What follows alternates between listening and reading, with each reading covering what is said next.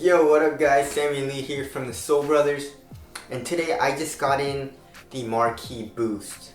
I guess low, because the Marquee Boost is actually kind of like a mid or a high.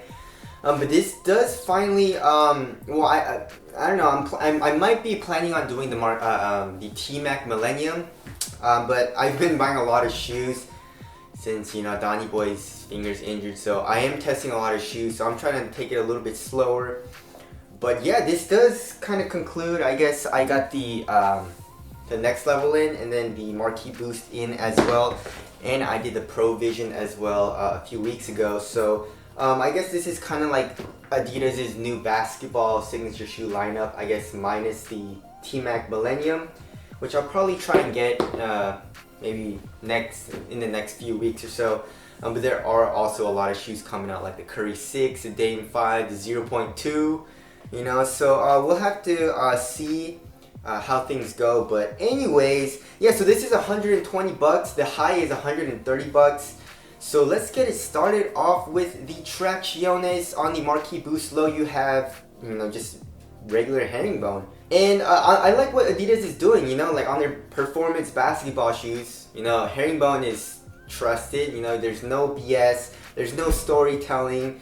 It is slightly translucent, and underneath that, because the opacity is, I guess, like probably 80% opacity or whatever, you can see the stable frame, you know, and the shape is basically the same as, I guess, in all of their shoes, you know, like the Hardens and the D-Rose. We've already seen this little shape for their stable frame. Trying out the traction on my wood floors, it seems actually pretty good. It does pick up dust, and I guess I need to, you know, clean my wood floors, sweep up a little bit. There is a little bit of dust that's sticking onto this, so we'll have to see how it is on dust. But for some reason, I'm thinking that herringbone is not, I mean, it is a good pattern, you know, outsole pattern. If the actual rubber compound is not good, then, you know, no matter how good the pattern is, it's not going to stop well. You know, like, for example, like this.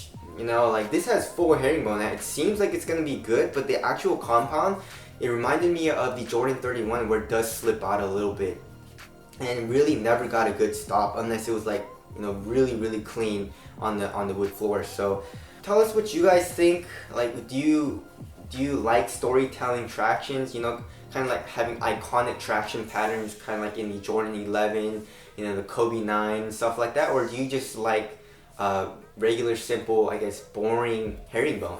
You know, I guess it can go both ways. You know, if you're trying to make an iconic shoe and you want something, you know, really cool, then you're probably gonna want to put some design on the outsole. But if you want no bullshit and you want really good performance, I guess herringbone you can't really go wrong with, unless it's like a really bad rubber compound. But as of right now, it seems good. The rubber is pretty hard and deep, so outdoor use should be okay. It's not like super soft, so it seems pretty good. It's not as soft as the Hardens are, so it seems like it'll be a little bit more durable. But anyways, there's that. Moving on to the cushion, you have full length Boost, you know, and they did mellow it out from, I guess, like their older models, namely, I guess, the Crazy Light Boost 2015 that was super thick and very mushy. But this, it doesn't feel mushy at all. There is a good amount of heel compression, which I like, but it doesn't feel like too much, you know, like I guess the Crazy Light Boost 2015 did. So yeah, heel to toe transition seems to be nice. It does mellow out and thin out in the forefoot. It's a little bit harder to feel in the forefoot, but I can still feel the Boost a little bit. It does not have a, you know, that softer type of strobel board like the Harden Volume 3 does.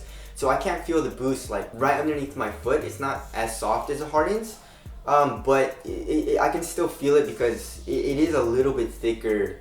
The actual midsole is a little bit thicker than the Hardens are. So I do feel like Adidas should make that softer strobel board on all of their basketball shoes. I don't know why they would stiffen it up, but you know, it still feels nice. It feels like impact protection is going to be good. You know, you're low to the ground, court feel is good, and it's still responsive in the forefoot. So yeah, you can't really go wrong with Boost. Moving on to the insole. The insole is their paper stock insole, which isn't very nice. Stepping comfort isn't the greatest, I guess, when it comes to the insole, but the Boost is really soft, so you can't really complain there. And some might say they're making the insole really thin so that you can feel the boost a little bit better, which I guess that is correct. So I'm not really mad at the insole there. Moving on to the materials, on their site it says mesh, it's a mesh upper, but I guess it's a mesh. It reminds me of more of like a textile material. But yeah, in the toe it feels really cheap. But it is $120. But on foot it feels nice, you know, supportive, thin, and conforms to your foot. So on foot it feels nice. It's just like the material in the toe, in hand it feels really flimsy and not the most, you know, premium kind of material. And then you have some sort of I guess a synthetic leather type of material to fuse up the laces for reinforcement.